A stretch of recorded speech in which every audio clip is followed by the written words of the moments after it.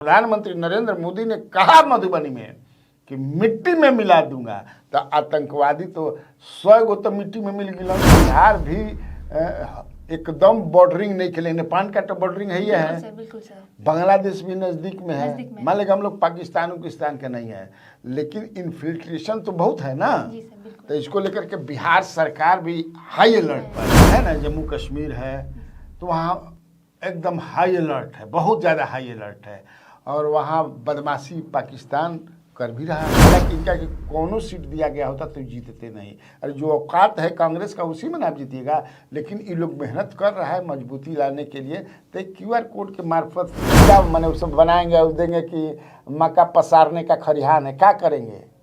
तो ठीक है, अभी तो सरकार आई तब नु, तो अभी आवे तो सरकार तो देखा।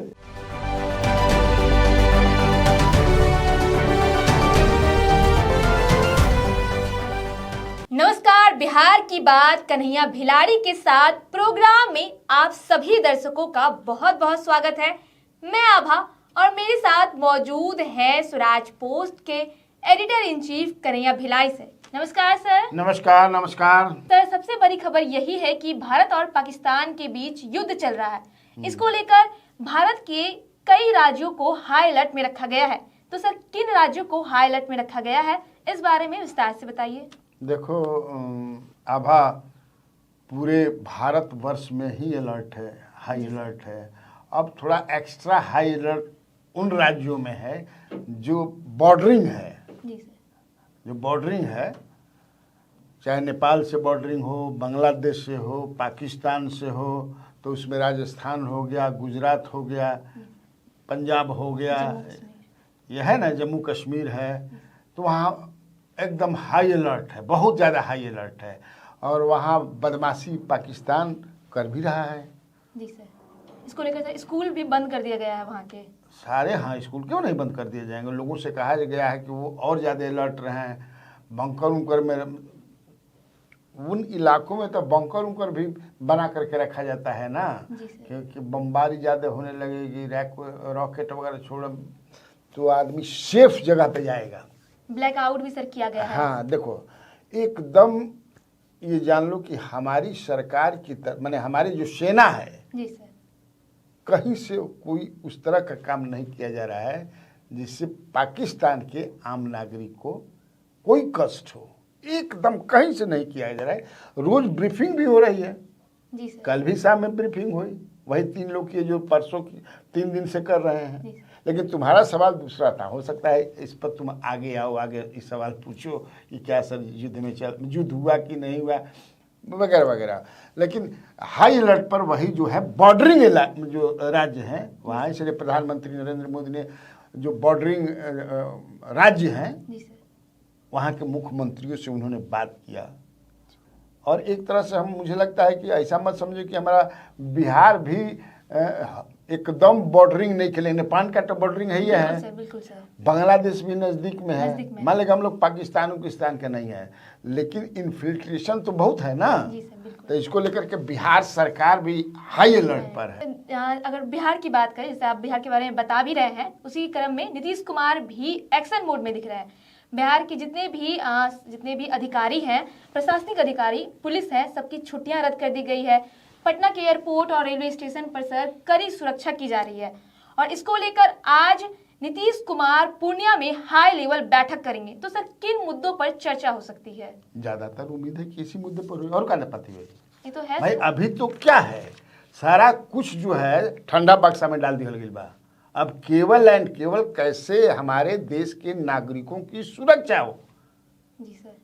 ये केंद्र सरकार की ही जिम्मेवारी नहीं है, राज्य सरकार की भी जिम्मेवारी है।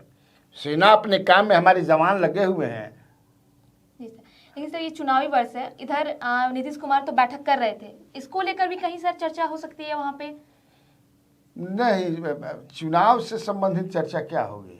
चुनाव के बारे में तुम पूछ रही हो? जी सर। नहीं, चुनाव जो आज पूर्णिया में नीतीश कुमार अधिकारियों के साथ बैठक करेंगे, तो पूर्णिया चिकन नेक है ना जी, वो पूरा जो इलाका जो समझ जाओ कि, तो सीमांचल, हाँ पूरा सीमांचल और चिकन नेक वहाँ करने का मतलब बॉर्डरिंग तुम्हारा नेपाल से बहुत ज़्यादा है ना जी।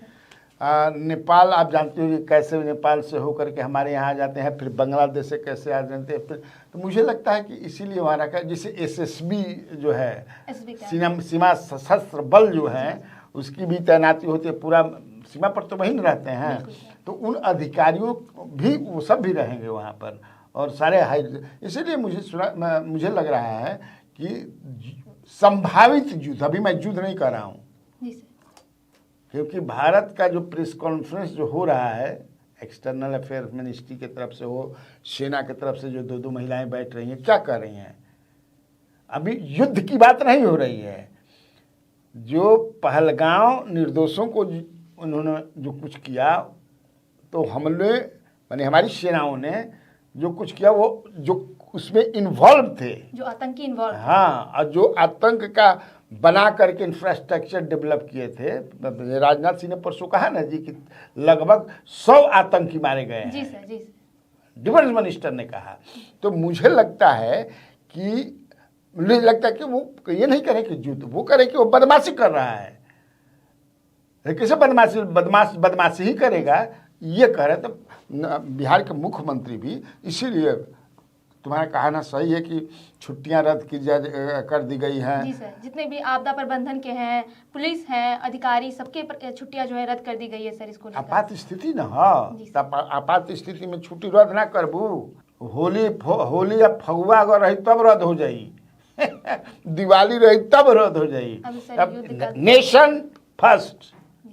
अभी सर एकजुटता भी दिख रही है सर, पक्ष विपक्ष में, सब में। अब में कहे के बा कितनी एकजुटता है।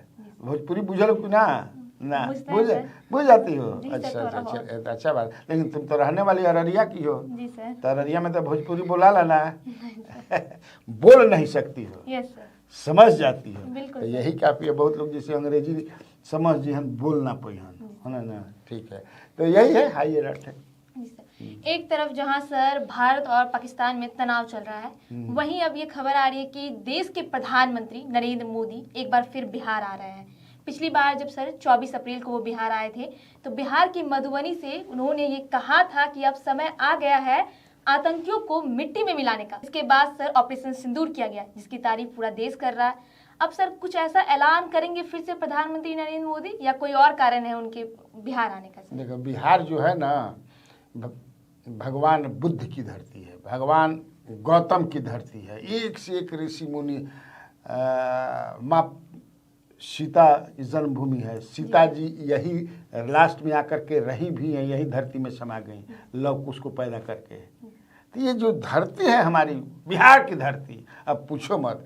यहाँ से जो आदमी जो कहता है, यहाँ आकर के जो वादा करता है, वचन देता है, पूरा होना ही होना है। जैसे महात्मा गांधी यहीं आकर के नीलहों को दास्ता से, गुलामी से मुक्त दिलाए हैं। महात्मा गांधी, जब प्रकाश नारायण ने यहाँ पर बिगुल फूंका जेपी मूवमेंट का, समझिए कि इससे उस समय की सत्ता जो थी इंदिरा गांधी के हाथ में, सत्ता से हटना पड़ा, छोड़ना पड़ा।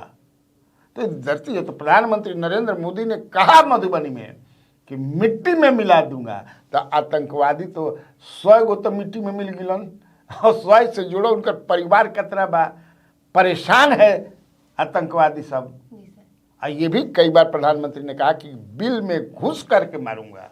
बिल में घुस गिलन, और कितना बढ़िया से कि कोई भी सिविलियन को, मैंने कोनो सिविलियन हताहत ना होइलन।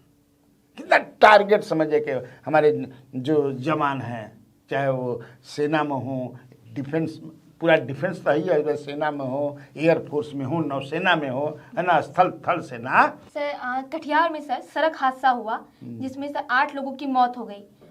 नेता प्रतिपक्ष तेजस्वी यादव जो सर वहां गए, उनके परिजनों से मिले, सहायता राशि प्रदान की। साथ ही उन्होंने पूर्णिया में प्रेस कॉन्फ्रेंस किया और बिहार सरकार पर सर सवाल उठाया। उन्होंने कहा कि सीमांचल एरिया में सर मक्के की खेती ज़्यादा होती है, लेकिन उसे सुखाने के लिए पर्याप्त जगह नहीं है, इसलिए किसान जो है सर रोड पर सुखाते हैं। उसके कारण सड़क हादसा जो है ज़्यादा हो जाती है।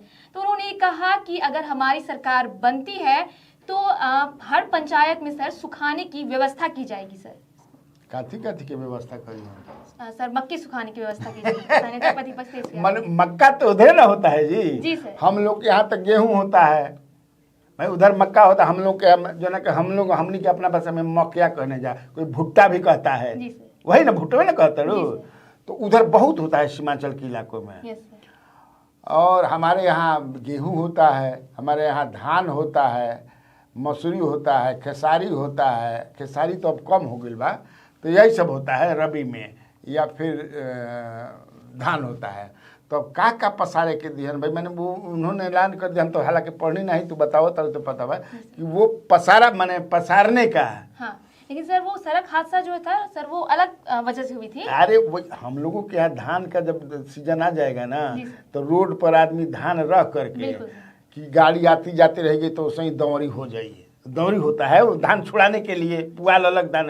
तो अब तो हार्वेस्टर वगैरह आ गया है, गेहूं की कटनी के लिए या धान की कटनी हो तो हार्वेस्टर वगैरह आ गया है, कट करके धान अलग, पुआल उसी में रह जाता है, जिसको पराली भी कहते हैं। जला फिर बाद में किसान जलाते हैं, जिस पर रोक है कि ना जलीब, तो कहाँ क्या करिए ना जलिए। तो अब अगर करते हैं ऐसी व्यवस्था तो ठीक है कि हर पंचायत में, तेजस्वी यादव कह रहे हैं कि मैंने ओकर नाम का दिहन मक्के सुखाने की सर व्यवस्था की जाएगी, तो ओकर कुछ नाम दिहन ना, जिसे गेना खेले के फील्ड हो मैदान होला, खेल का मैदान है, तो वो क्या मैंने वो सब बनाएंगे और देंगे कि मक्का पसारने का खरिहान है, क्या करेंगे। तो ठीक है, अभी तो सरकार आई तब नु, तो अभी आवे तो सरकार तो देखा जाए। बिल्कुल सर। सर देखिए, बिहार में जिस चुनाव है सर, और इसको लेकर सभी पार्टी कुछ ना कुछ तैयारी कर रही है। वहीं कांग्रेस की तरफ से सर QR कोड निकाला गया है सर कैंडिडेट्स के लिए। सर इसको मतलब स्कैन करके जो है आवेदन कर सकते हैं, जिसको भी विधानसभा चुनाव का टिकट चाहिए सर। इस पर सर विस्तार से बताइए। तो क्या इसमें दिक्कत क्या है?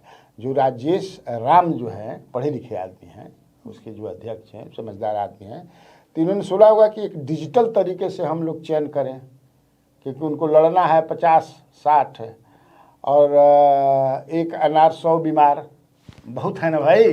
तो उन्होंने सोचा होगा कि एक उसमें QR कोड जो करेंगे वो अपना, तो पूरा बायोडाटा देंगे उसमें। जी सर बिल्कुल, अपना नाम पता सब कुछ, नाम पता, काहे तारा के टिकट दिया, तारा के टिकट दिला से का फायदा हुई, कैसे तू जीतब।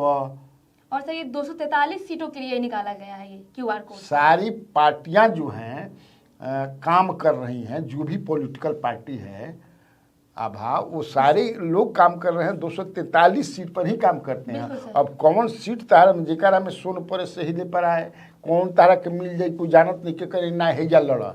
जैसे कांग्रेस कह रही है कि भाई हमको 70 सीट तो दी गई थी, लेकिन हमारे मुताबिक हम जो चाहते थे, जो सीट चाहते थे उन्हें वो अपना मन से दे दिए, जान छुड़ाने के लिए हम 70 में दे दिए। ऐसा थोड़ा होता है। हालांकि इनका कि कौनो सीट दिया गया होता तो जीतते नहीं। अरे जो औकात है कांग्रेस का उसी में ना जीतिएगा, लेकिन ये लोग मेहनत कर रहा है मजबूती लाने के लिए। तो QR कोड के मार्फत से, चूँकि विनेबिलिटी जिनमें हो, कैंडिडेट जो जीत सके, वैसे अपने स्तर से भी सारी पार्टियां जो एगो कई एजेंसियां हायर करके लगा देती हैं कि कौन संभावित हमारा मजबूत कैंडिडेट होगा डिफरेंट कॉन्स्टिट्यूएंसीज में से।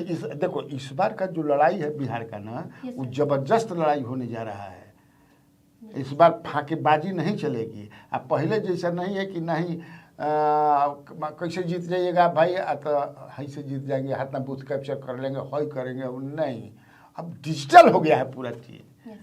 आप कहिएगा तो हम पता लगा लेंगे, पता लगा के तब बैठ के आपका प्रोफाइल, हाँ तो बताइए आभा जी आप कैंडिडेट हैं कहाँ से, फतुहा से, तो कैसे आप जीतिएगा, तो आप बताने लगी, आभा जी बताने लगी, और तब तक से वो निकला।